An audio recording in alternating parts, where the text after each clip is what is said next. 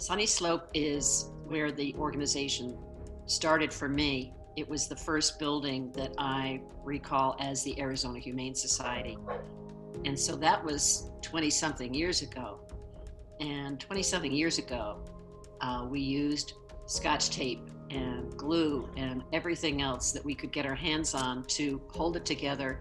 And the animals kept coming and they kept needing us, and they were hurt and they were lost, and we took care of them there. Now, Sunny Slope it's done. I see everybody struggling to do the best they possibly can with a facility that's over 50 years old. We're now out of space and being able to perform all the things that make us great. And so we're going to add to that now to make it something that has been not seen in the United States and can be a model going forward. Good boy, right here.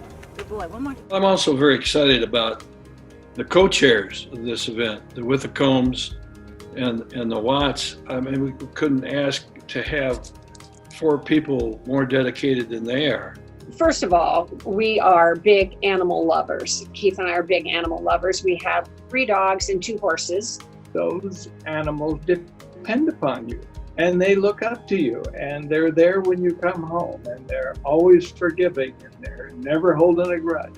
I think the Arizona Humane Society is different from all the other animal organizations just in its scope.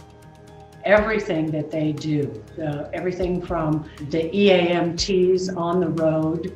Don't be scared, you're fine, you'll be fine.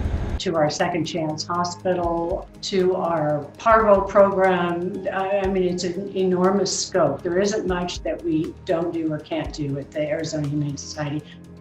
We just happened to have a parcel of land that we've owned for years that had a building on it. We used to operate a business there.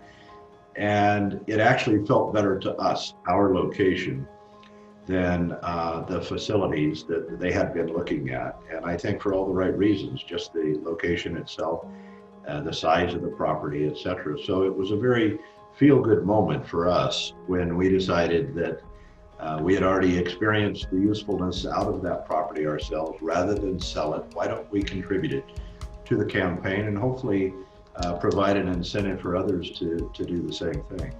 So I did soul searching because when the whole thing started, I had some numbers in my head. Okay, I can afford to do this and that. And then I really did some deep soul searching and saw what this campus was going to do. And I said, I am going to find a way to give $1 million to the Arizona Humane Society. There are so many ways that we can all help the Arizona Humane Society and the animals that they serve.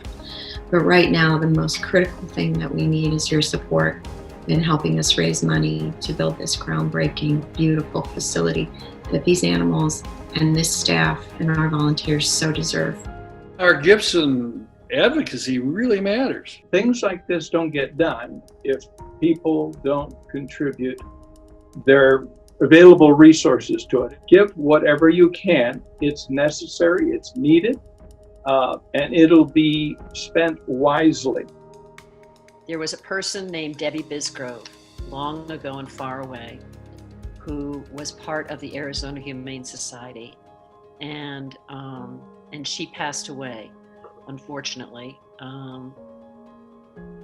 But she said to me, "Never forget, Daryl, it's all about the animals." And I have never forgotten that. So Debbie, I haven't forgotten it. I hope that you will dig deep. I hope that you will consider making the biggest stretch donation that you possibly can.